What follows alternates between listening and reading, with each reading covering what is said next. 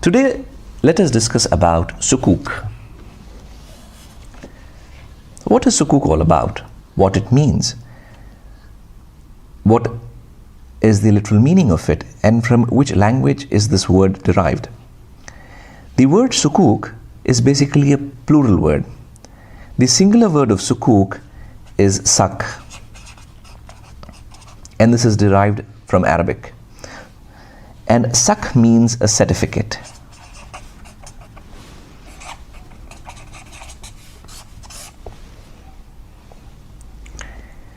Now let us try to understand that Sukuk is not a recent phenomena in the Islamic world. The earlier traces of Sukuk can be found as early as in the 1st century Hijri. So in the 1st century Hijri. What is Hijri? Hijri is basically an Islamic calendar which starts from the day Prophet Muhammad has migrated from Mecca to Medina. So from then on, this calendar starts. So even in the 1st century Hijri, we can find references to Sukuk. Then going forward, there are very clear references to the word Sukuk in the book written by Imam Malik in his book Muwatta. We all know the prominence of Imam Malik, how prominent a scholar he was, and he has very clear references to Sukuk in his book Muwatta. Then in the 7th century Hijri, under the Umayyad dynasty, we can find that the government used to issue Sukuk to soldiers and public servants. To soldiers and public servants. And this Sukuk were called as Sukuk al-Badal. Sukuk al-Badal. Basically, these were commodity coupons. So what we are saying is that the Sukuk, when it was issued to soldiers and public servants, these soldiers and public servants who had been given the Sukuk al-Badal had the opportunity either to redeem on maturity date against a fixed amount of food commodity or sell to others before the maturity date. So what we can understand from the historical background of Sukuk is that Sukuk is not a recent phenomena. It is as old as Islam itself. So to conclude, what we can understand is that the Sukuk is not a recent phenomena. The historical evidence of Sukuk can be found in the Islamic history as early as in the 1st century.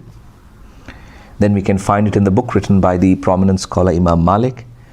In the 7th century Hijri, the Umayyad dynasty were in fact actually issuing Sukuk to their soldiers and public servants.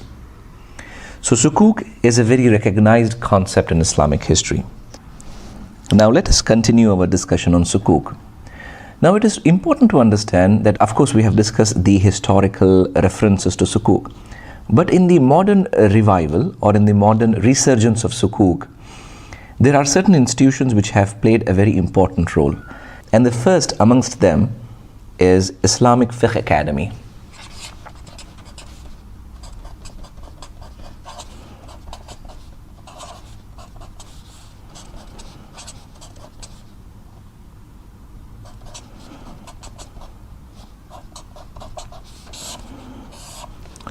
Islamic Fiqh Academy.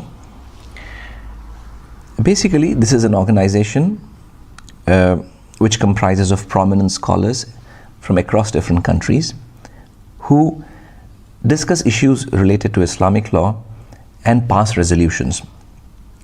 And one important resolution which was passed by Islamic Fiqh Academy, and the number of the resolution was resolution number 33/4. In this resolution, the Islamic Fiqh Academy had discussed about Sukuk. And the concept of Sukuk was adopted And this was precisely in February 1988. So what we understand is that when such an important body had recognized the concept and defined what a sukuk is all about, then it became an acceptable instrument across the industry. Now let us discuss about IOFI, Accounting and Auditing Organization of Islamic Financial Institutions. IOFI, which is a very prominent body, had provided a definition for sukuk.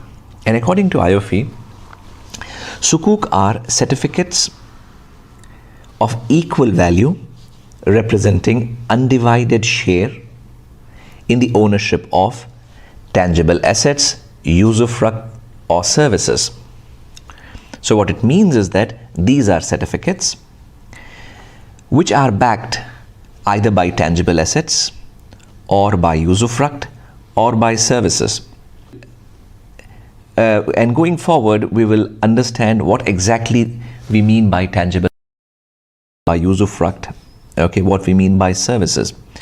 But here what precisely I wanted to explain to you was that when these two important bodies had recognized the concept of sukuk and had defined sukuk, it became very helpful for the industry to develop structures based on these definitions and at the same time get acceptability from the Sharia scholars.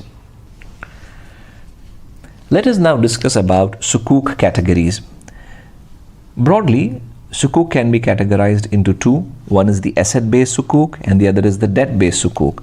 What do we mean by an asset-based sukuk is that in an asset-based sukuk, the underlying asset of the sukuk is present during the whole term of the sukuk.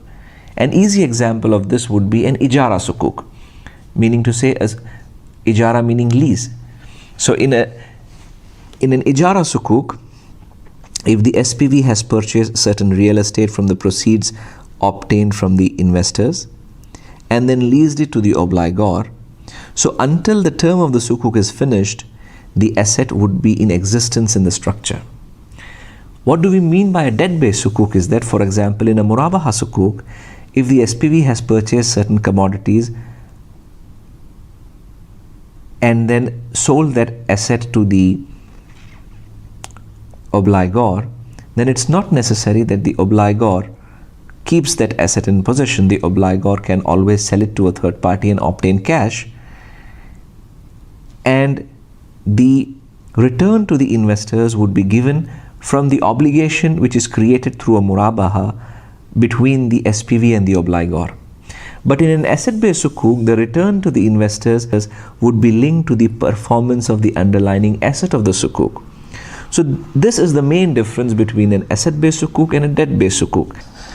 So what are the examples of an asset-based sukuk are? For example, the ijara sukuk, the mudaraba sukuk,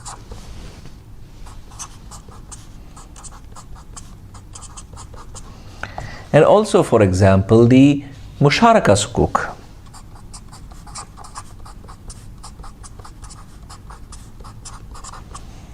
Okay, now here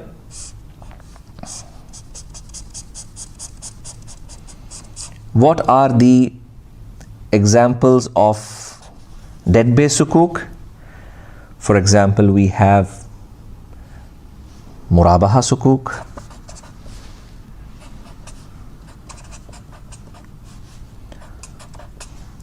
we have salam sukuk, we have istisna sukuk,